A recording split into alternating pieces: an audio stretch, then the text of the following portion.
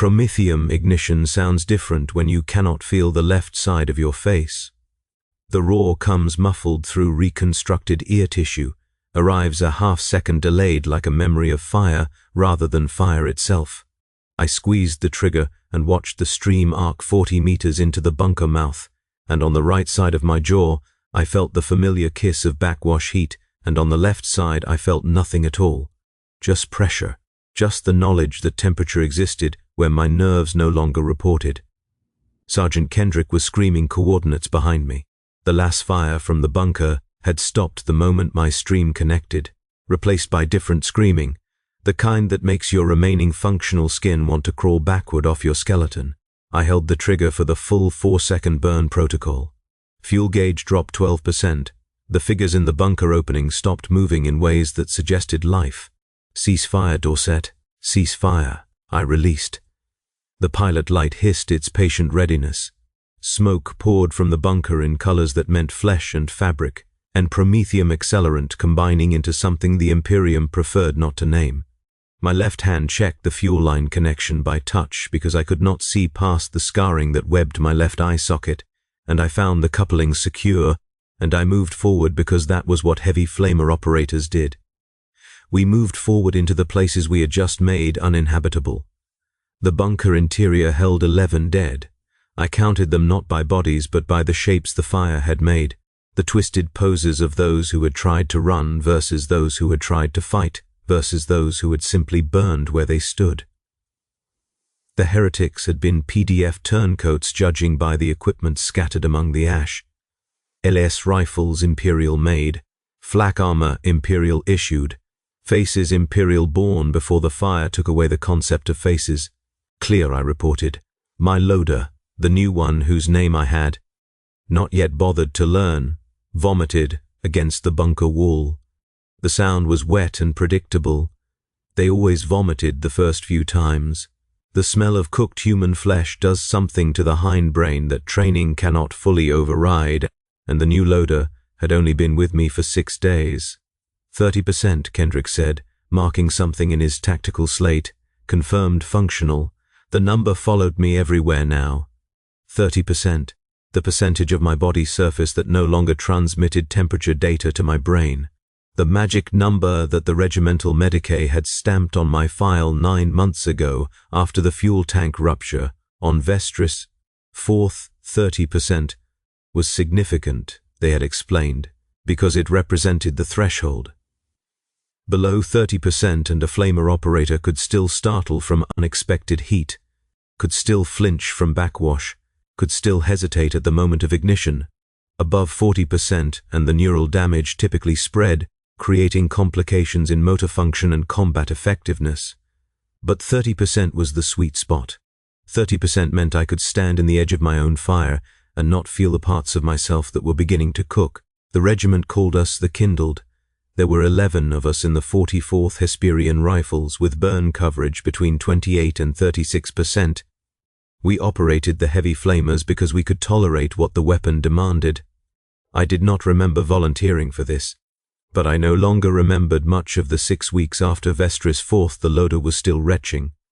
I walked past him and began checking the bunker's ammunition stores for anything worth reporting. The heretics had stockpiled las packs and frag grenades, and 1 crate of crack charges that might explain why the 44th had been sent to clear this ridge rather than simply shelling it into rubble. Someone upstairs wanted those explosives intact. Hey. The loader had straightened up, wiping his mouth. Hey, I have a question. No, you do not. I have a question, he repeated, because new loaders always thought they were entitled to answers. The last guy, your last loader, Parson, what happened to him? I found a satchel and began transferring the crack charges. The weight was significant but manageable. Outside, Kendrick was directing the rest of the squad to establish a perimeter. Dorset, what happened to Parson? He stopped being useful. That is not an answer. I turned to look at him with my functional eye. He was young, maybe 19 standard, with the kind of face that suggested a childhood spent somewhere with actual sunlight rather than the underhive warrens that produced most guard conscripts. His name was Briggs, I remembered now. Tyler Briggs. He had been assigned to me because he had scored well on the physical endurance assessments, and because he had not yet learned to be afraid of the right things. "It is the only answer you get," I said. "Carry the fuel and watch my left flank and do not ask questions about previous loaders. You do not want those answers. I want to know what I'm walking into. You are walking into fire." I shouldered the satchel and moved toward the bunker exit. Everything else is details. We rejoined the squad outside. Kendrick checked the crack charges and nodded approval and marked something else in his slate that was probably about me. The 44th had a documentation obsession that I had learned not to question. Every engagement, every fuel expenditure, every target classification, every biometric reading from the monitors embedded in my flak armor got recorded and transmitted back to regimental command. The kindled were valuable assets. Valuable assets required tracking. The ridge stretched another 3 kilometers to the east, studded with bunkers that the enemy had carved into rock faces over the preceding months. We had cleared 2. Intelligence estimated 15 remained. The campaign schedule allocated us 6 days to sanitize the entire position before the armor divisions rolled through. Simple mathematics suggested that I would be very busy. Next bunker, 400 meters bearing 075. Kendrick was pointing toward a rock outcropping where someone had made the mistake of building a fortification with a visible entrance. Dorset takes point. Fireteam Alpha provides covering approach, standard clearance protocol. I adjusted the flamer's fuel line. The weapon was a Mark IV immolator, standard guard issue, serial number 442 IMM 70761. The regiment called her Old Kindness. She was 38 kilograms of pressure-forged steel and promethium delivery systems, and she had killed 3 operators before me, and the quartermaster had warned me about that when I first received her 9 months ago. "She runs hot," he had said. "Previous operators all got careless about igniter maintenance. You let the pilot light flicker, she surges. You let the pressure drop below nominal, she backfires. You treat her wrong even once, she will burn you." I had laughed at that. The scars on my face were still fresh then, still weeping through the synth skin grafts. Everything burned me, I had told him. One more source hardly mattered. He had not laughed back. The approach to Bunker 3 went smoothly until it did not. We had covered 300 meters of broken ground, Elas fire speckling the rocks around us, but nothing finding meat, when the bunker's defenders revealed their surprise. A heavy stubber, crew-served, mounted in a concealed position 20 meters above the main entrance. It opened fire when we were in the open ground between cover points, and Corporal Vasquez took 4 rounds through the chest before she could reach the rocks, and Private Ochoa caught one in the knee that dropped him screaming onto ground he could not crawl off of. I kept moving. The flamer's range meant I needed to close another 100 meters before I could do my work, and the stubber was tracking my advance with the patient malice of someone who understood what the tank on my back represented. Las fire answered from Fireteam Alpha, but heavy stubbers are difficult to suppress, and this crew knew their business. Briggs was with me. I had not expected that. Loaders usually found reasons to fall back during the dangerous parts, but Briggs was matching my pace, bent low, the spare fuel canisters on his back clanking against each other as he ran. "Left side," he shouted, covering position left side.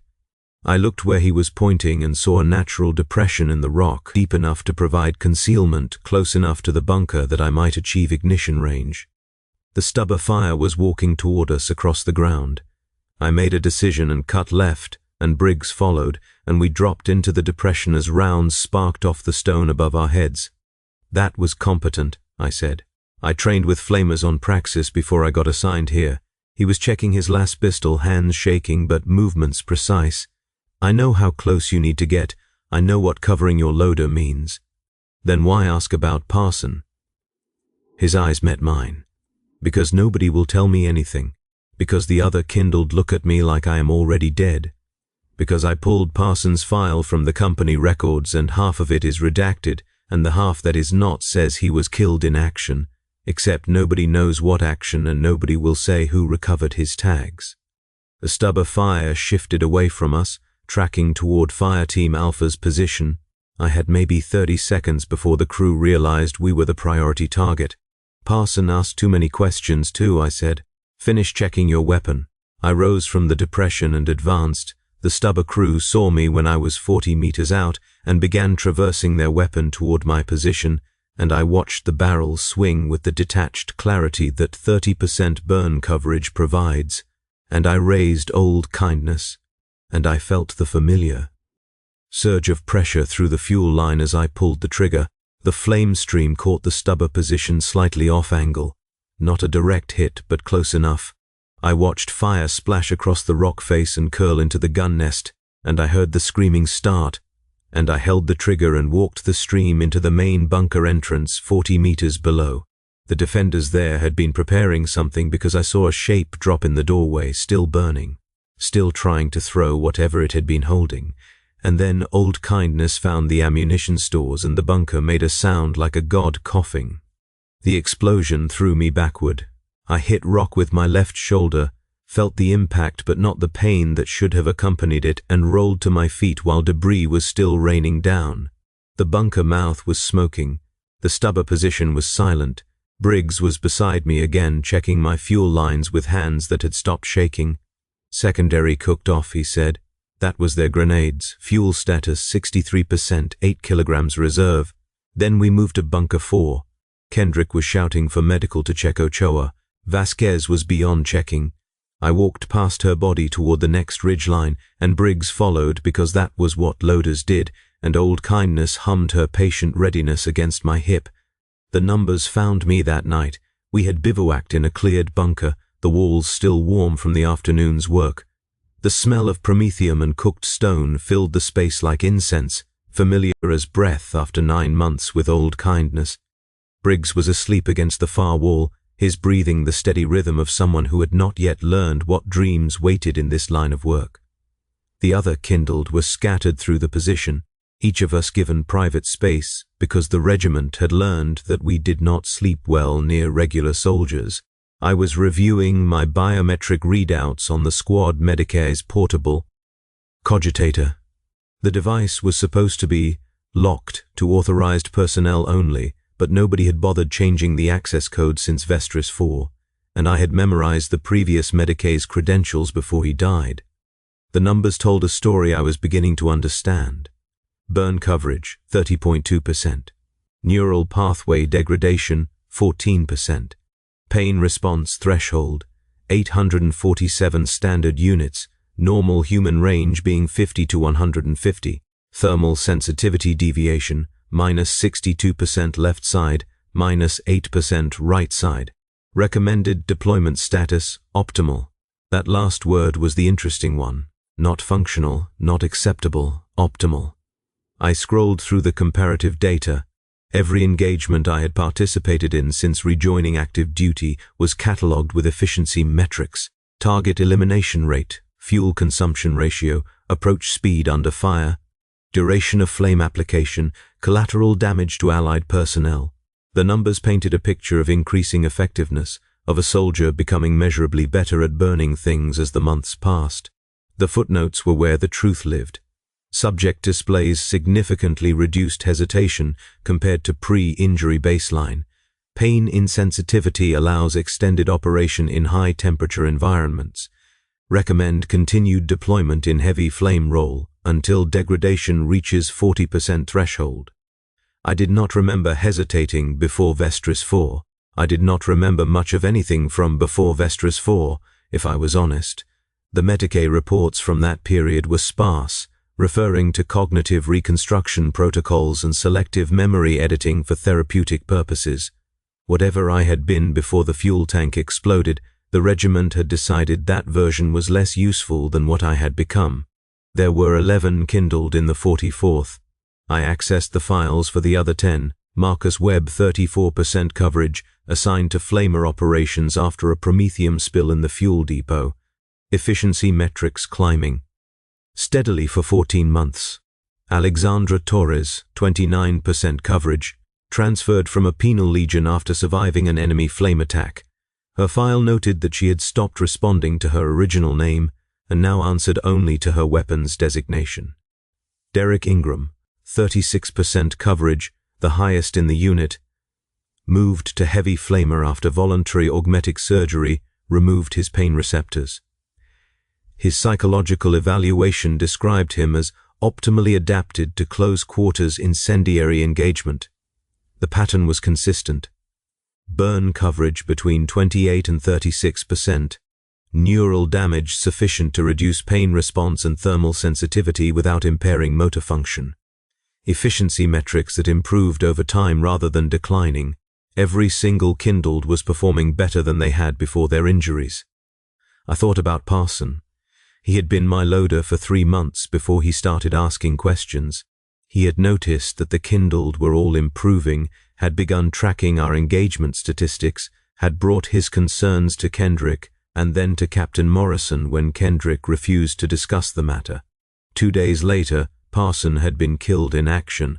The report listed enemy contact during a nighttime patrol. The body had been unrecoverable due to enemy fire. His replacement arrived the next morning. Briggs had pulled the same records. Briggs was asking the same questions. I closed the files and returned the cogitator to its charging station. The bunker walls were warm against my back, warmth I could feel on the right side of my spine and not at all on the left. In the darkness, Old Kindness reflected ambient light from her fuel tank's gauge window. The pilot light was steady. The pressure was nominal. She was ready for tomorrow's work. I wondered if Parsons' questions had been answered before he died. I wondered if the answers had mattered. Day 4 brought rain.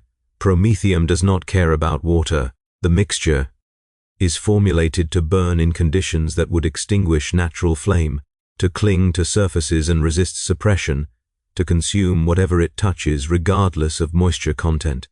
But rain changes the operational environment in ways that matter to the operator. Wet rock is slippery. Reduced visibility means shorter engagement ranges. The sound of falling water masks the sounds of movement that might otherwise warn of enemy approach. We lost 3 soldiers clearing Bunker 7, not to enemy fire but to the slope itself, to the combination of wet stone and heavy loads and the kind of fatigue that accumulates after 4 days of continuous assault. They fell from a switchback trail, tumbling 60 meters down a ravine that offered no handholds, and by the time the retrieval team reached them, there was nothing to retrieve but broken equipment and the remains of soldiers who had survived 1,000 more dangerous situations. 3 replacements coming up from Reserve Battalion tonight. Kendrick was speaking to Captain Morrison over the Vox, his voice carrying through the rain. We are below operational strength for the remaining bunker clearance. I was reloading Old Kindness while they talked. The fuel canister coupling required precise alignment, required attention that I could not spare for eavesdropping. But fragments of the conversation reached me anyway. Casualty rates, timetables, the armor division commanders demanding explanation for the delays. Briggs appeared beside me with the secondary fuel reserve. 9 canisters remaining, he said. At current consumption rate, we can clear 4 more bunkers before resupply. The Ridge has 8 more bunkers. I know. Arithmetic does not favor us. I know that too. He was watching me work, studying the way my hands moved through the reload sequence. Dorset, the regiment has been tracking burn coverage statistics for 5 years. Did you know that? My hands paused on the coupling. Where did you find that? Same place I found Parsons' file. The records go back to before the 44th was deployed to this sector, before the current command structure. There are notes about experimental programs, about intentional exposure protocols, about selecting candidates with specific psychological profiles for flame weapon training. You should not have accessed those files. Probably not. His voice was calm, calmer than it should have been given what he was describing. But I needed to understand what I walked into. I needed to know why the regiment treats its flamer operators like valuable equipment rather than soldiers. I needed to understand what happened to Parson. The coupling clicked into place. I ran the pressure test and watched the gauge climb to nominal. Old Kindness was ready. I was ready. The rain fell around us like the Emperor's tears, if the Emperor noticed places like this ridge. Parson found the same files, I said. Parson asked the same questions. Do you understand what that means? It means I should be careful who I ask. It means you should stop asking entirely. And if I cannot do that? I looked at him. The rain had plastered his hair flat against his skull, had turned his uniform into a sodden weight. He was young and he was smart, and he was going to die here if he kept pulling at threads the regiment wanted to remain buried. Then you will find out what happened to Parson, I said. First hand. Captain Morrison's voice cut through the rain. Dorset, you are taking point on Bunker 8. Intelligence indicates heavy resistance, possible armor support. I want the entrance cleared before dusk. Armor support meant they had vehicles in there. Vehicles meant fuel stores. Fuel stores meant a target that Old Kindness would find very satisfying. Acknowledged, I called back. Briggs, check the reserve line. We move in 5. He held my gaze for a moment longer, and I saw the calculation happening behind his eyes. The weighing of risk against curiosity. The understanding that some questions carried prices too high to pay. Then he nodded and turned to check the equipment, and I thought maybe he would survive after all, and I was wrong. Bunker 8 was not a bunker. The intelligence reports had described a standard defensive position. What we found was something else entirely. The entrance opened into natural cave systems that extended deep into the ridge, carved and reinforced and converted into a facility that had nothing to do with military defense. The heretics had built something here, something industrial, something that hummed with power even after we cleared the outer positions. I led the advance through corridors cut from living rock. The walls were warm to the touch, warmer than they should have been given the rain outside, and the warmth increased as we descended. Old Kindness remained ready at my hip, pilot light hissing its patience, but the resistance we had expected had not materialized. The defenders had retreated deeper into the complex rather than making a stand at the choke points. They are drawing us in, Kendrick said. This is a trap, then we spring it. Captain Morrison was reviewing schematics on his tactical slate, schematics that bore no resemblance to what we were actually finding. Command wants this facility intact. Whatever they built here, the administratum wants it captured, not destroyed. I did not like that order. Flamer operators did not do precision work. We did thorough work, complete work, work that left nothing behind but ash and memory. The idea of walking through a hostile complex without burning everything felt wrong in ways I could not fully articulate. Dorset, Morrison was looking at me. You take point, suppress without destroying unless directly engaged. Clear? Clear. We descended. The facility revealed itself in stages. Mining equipment first, massive drills and conveyors designed to extract something from the rock. Then processing stations, vats and centrifuges. That suggested refinement operations. Then storage areas, containment units, marked with warning symbols I did not recognize and labels in a script that was not Imperial Gothic. What is this place? Briggs was scanning the containment units with his lumen. This is not standard military infrastructure. Quiet, Kendrick snapped, eyes front. But Briggs was right to question. The deeper we went, the less sense the facility made. The heretics had not been building a defensive position, they had been building a factory, and the factory was producing something that required containment protocols more extensive than anything the Imperial Guard typically encountered. We found the first bodies at the 700-meter mark. Not enemy dead, not casualties from fighting. Workers, judging by their clothing, dozens of them arranged in rows along a central processing chamber. They had not been killed by violence. They had been arranged, posed, positioned with care that suggested ritual purpose. Each body bore marks of burning, careful burning, burning that had been applied with precision to specific percentages of body surface. Emperor's mercy. One of the soldiers was making the sign of the Aquila. What did they do to them? I walked between the rows and counted the bodies. 73. Each bore scars consistent with 30% burn coverage. Each had been dressed in workers' garb and positioned facing a central altar where something had been placed. Something that was no longer there. The burning was not random. It was measured, controlled, applied according to some pattern I was beginning to recognize. They were making kindled. The words came from my mouth before I fully processed their meaning. They were replicating the process. What process? Morrison had joined me among the bodies. What are you talking about, Dorset? The burn coverage, 30%, Neural pathway degradation sufficient to reduce pain response without impairing function. The regiment has been doing this for 5 years, selecting candidates, applying controlled burns, creating soldiers who can operate flame weapons without hesitation.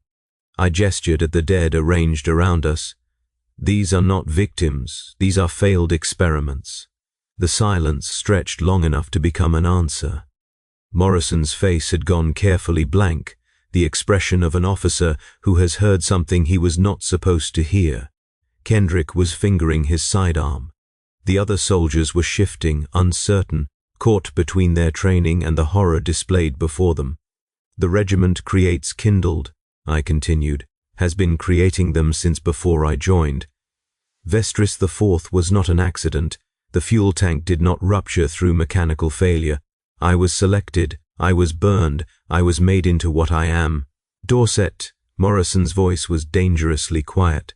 That is speculation based on insufficient evidence. It is pattern recognition based on sufficient evidence. I was thinking clearly, more clearly than I had thought in months. The numbness that filled the burned portions of my brain was not an impediment to cognition. It was a liberation from it. These heretics did not invent this process. They copied it. They obtained data about the kindled program and attempted to replicate it for their own purposes.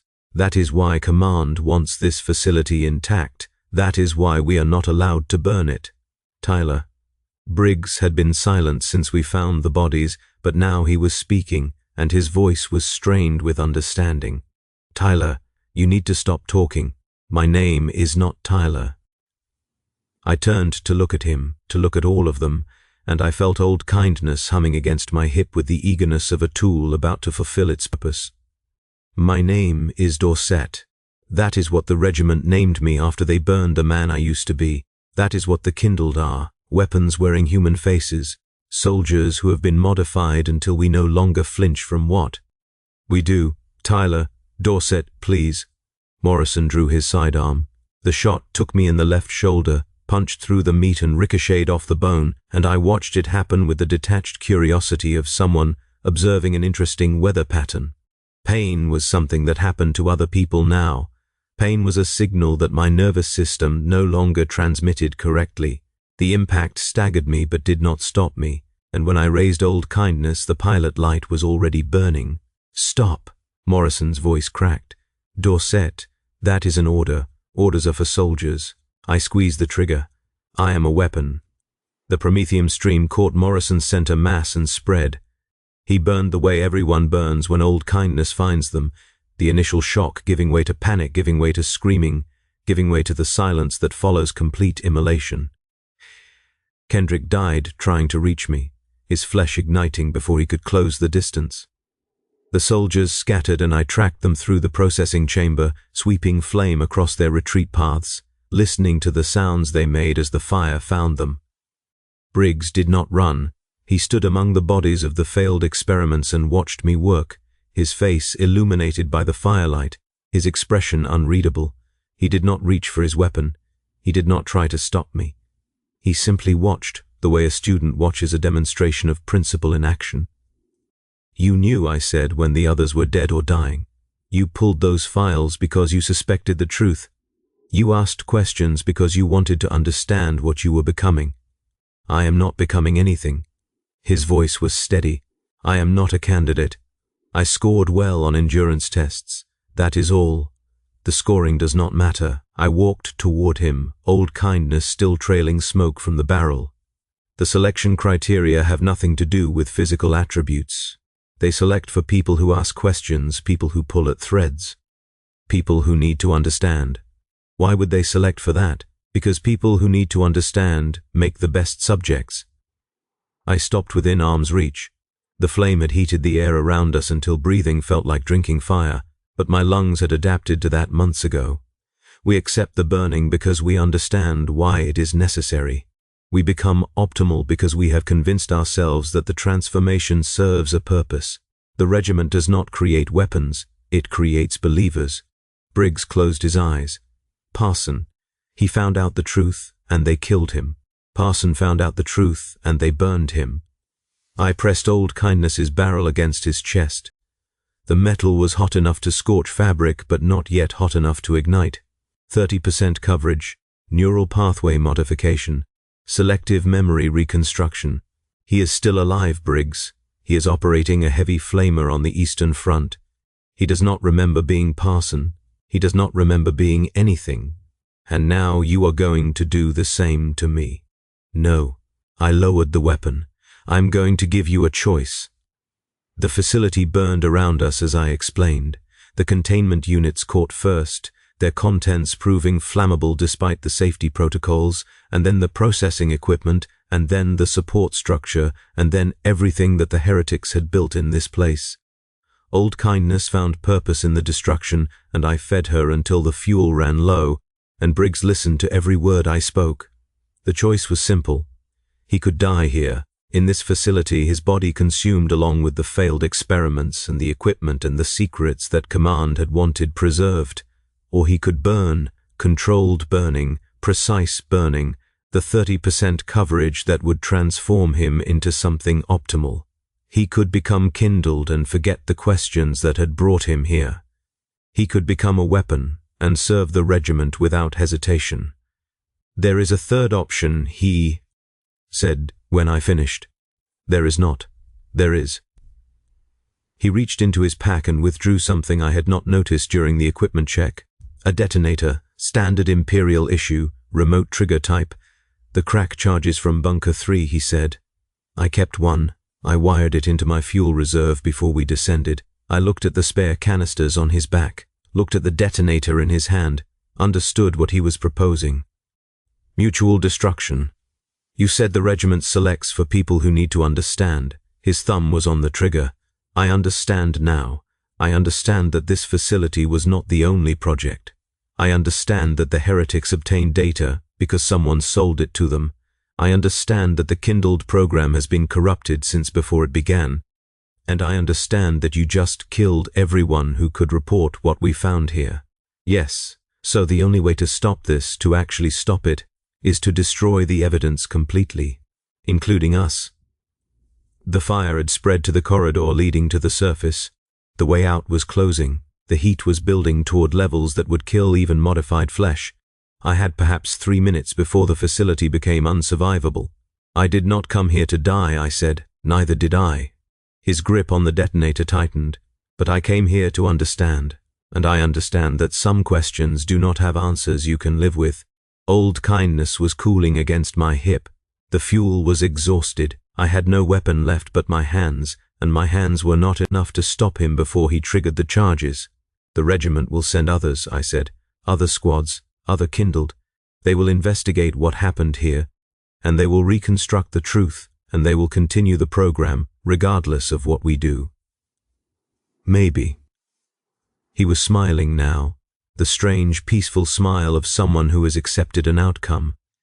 But they will have to work for it. They will have to explain the losses. They will have to justify the expenditure. And somewhere in that justification, someone else will start asking questions. Questions do not change anything.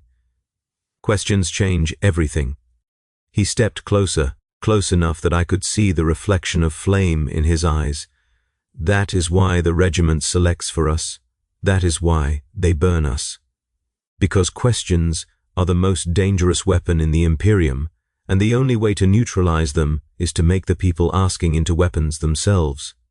The ceiling groaned. Somewhere above us, structural supports were failing.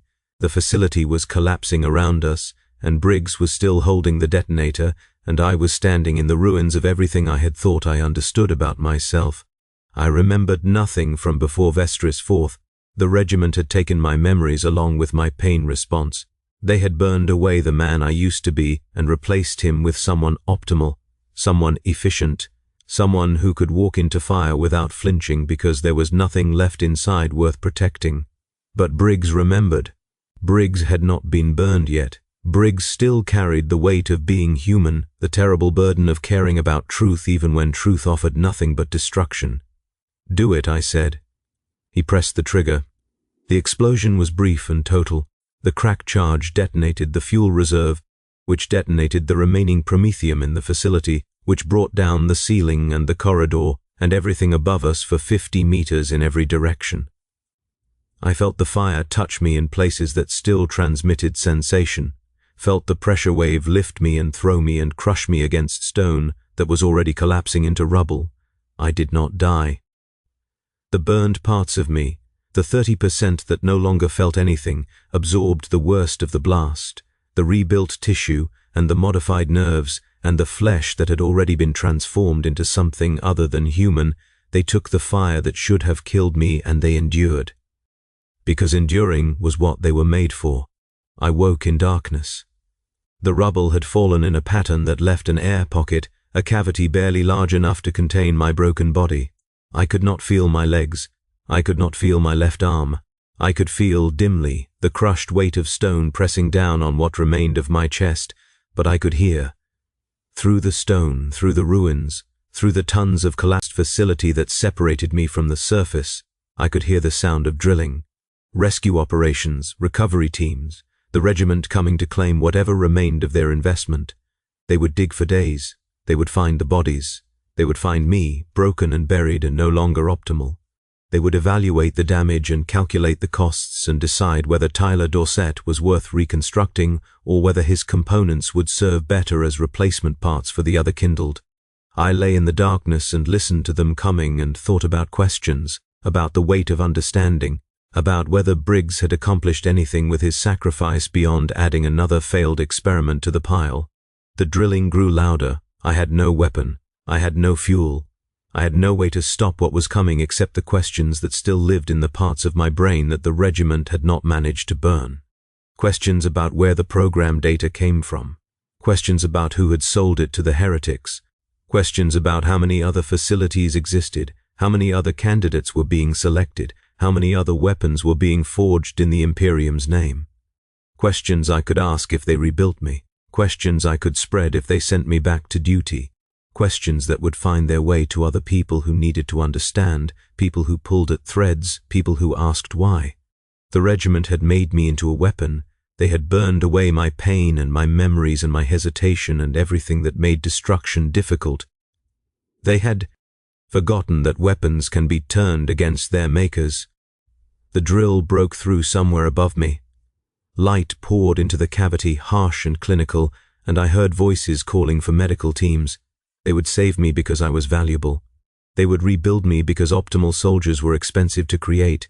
They would give me another loader and another weapon and send me back to the front, and I would go, and I would burn, and I would ask questions to everyone I met until the regiment decided I was more dangerous alive than dead.